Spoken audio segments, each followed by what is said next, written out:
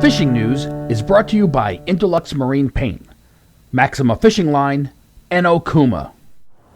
Hey there, Toby Lapinski for the New England edition of the Fisherman magazine, coming to you on a frosty, cold December morning with this week's web video fishing forecast. Well, while not a lot of local anglers have the thought of fishing for fluke on the top of their minds right now, it is decision time down in Maryland regarding the 2017 season and bag limit adjustments coming for anglers all across the Northeast, as we've been reporting online at thefisherman.com as well as in print in the Fisherman magazine. Now, for more on this story, let's check in live with the Fisherman's Jim Hutchinson.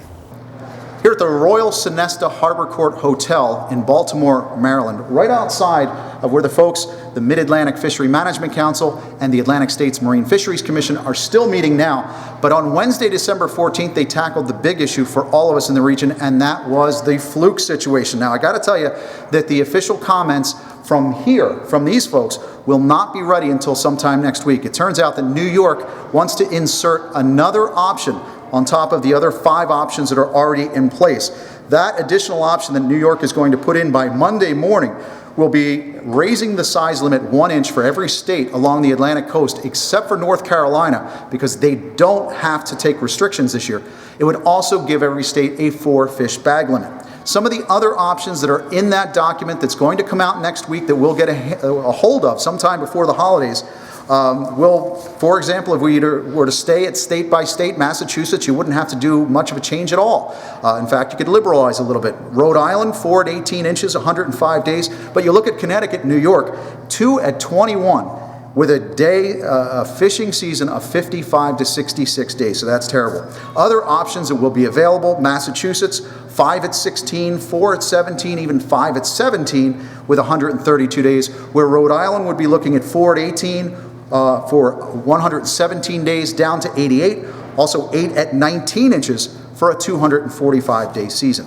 Again, New York, Connecticut, and New Jersey, under many of these options, would be in that same region once again, 2 at 19 inches, ranging from 88 days to 107 days. So there are a lot of options in here, and again, we're waiting for those final numbers, that final option coming from New York that's expected next week. Once these fishery managers look at that next week and finalize that, then we'll get a chance to look at it later on this month, and then you'll have the opportunity to provide some public comment on that. Your state representatives, I'm sure, will get involved. The final regulations will be administered or laid out sometime in February when the Council and Commission gets together again. So as we have the updates, including these options that are going to be made available next week, you know we're going to post them at thefisherman.com, so stay tuned. Reporting from Baltimore, Maryland, for the Mid-Atlantic Fishery Management Council and the Atlantic States Marine Fisheries Commission meetings, I'm Jim Hutchinson from the Fisherman magazine. All right, thanks for that update, Jim. We appreciate it, and as always, stay tuned to thefisherman.com as well as print for the latest breaking news in the world of fisheries. All right, we're going to start off the report, as always, in Connecticut. And with the arrival of some seasonable December weather, the striper bite in the local tidal rivers took a little bit of a hit as the rapidly dropping water temperatures brought on a little bit of a case of a lockjaw. Fish are still being found by anglers out in their boats watching their electronics, but at times getting them to bite has become a challenge. Now if we get a warm day anytime soon, be sure to call in one of those sick days and hit your local river, as the bite should bounce right back, but don't expect it to last too long if the warming is short-lived.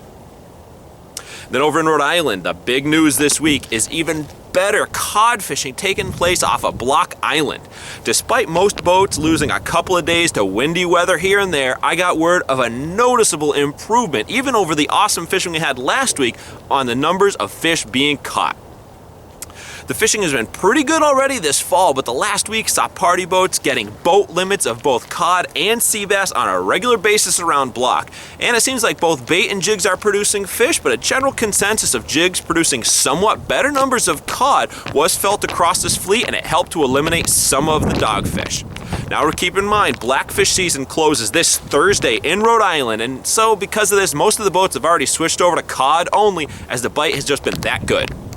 And lastly, up in Massachusetts, aside from some togs still being pulled from the rock piles around Provincetown and inside Buzzards Bay, and some tuna still poking around Stellwagen and off of P-Town, Trout fishing is the best bet in the Bay State right now, both on the Cape and the mainland. We've got catches of both rainbow and brown trout being made in very good numbers with live shiners and small plastic stick baits like Yozuri swimmers and Rapalas producing the better fish.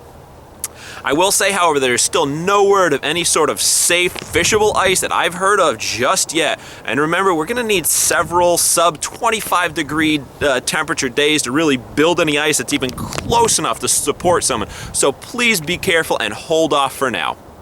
Well, there you have it. I'm Toby Lapinski for the New England edition of the Fisherman magazine, wishing you tight lines if you head out onto the water this weekend. The fishing news is brought to you by Interlux Marine Paint and also brought to you by Maxima Fishing Line.